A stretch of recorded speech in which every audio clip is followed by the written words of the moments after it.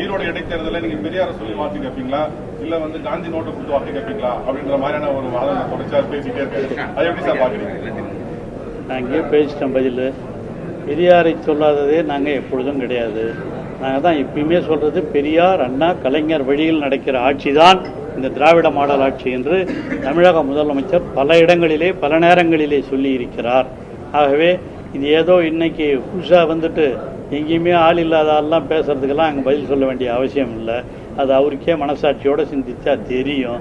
அதை அவர் சிந்திக்காம அதுவும் குறிப்பாக டூப்ளிகேட் போட்டோவை எடுத்து அனௌன்ஸ் பண்ணி நான் தான் அவருக்கே பெரியாரை பற்றி எந்த அளவிற்கு சிறப்பாக பேசியிருக்கிறார் என்பதெல்லாம் பத்திரிகையாளர்கள் உங்களுக்கு தெரியாதது அல்ல.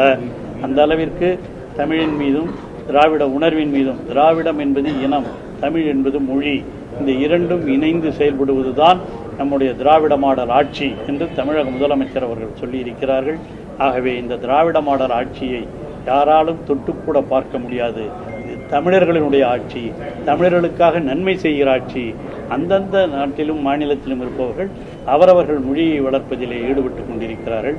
அதிலே தமிழகத்தை பொறுத்த வரையில் தமிழ்நாடு என்று பெயர் சூட்டுவதற்கு காரணமாக இருந்ததே பேரறிஞர் அண்ணாதான் என்பதை யாரும் மறுக்க முடியாது.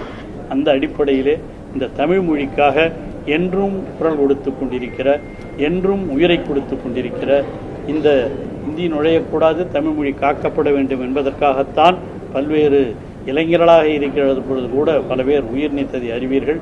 அந்த நினைவு நாளைத்தான் 25ஆம் தேதியும் நாம் கொண்டாடவிருக்கிறோம்.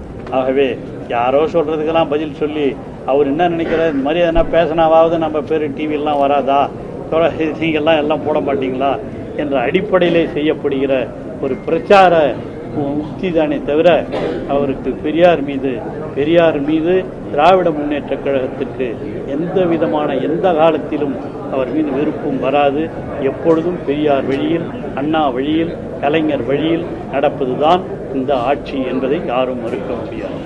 திராவிட முன்னேற்ற கழகத்தை ஆரம்பிக்கிற பொழுது கூட அண்ணா சொன்னது பெரியார் வழியில் நடப்போம் என்பதுதான் அந்த வழியிலே நடந்தது.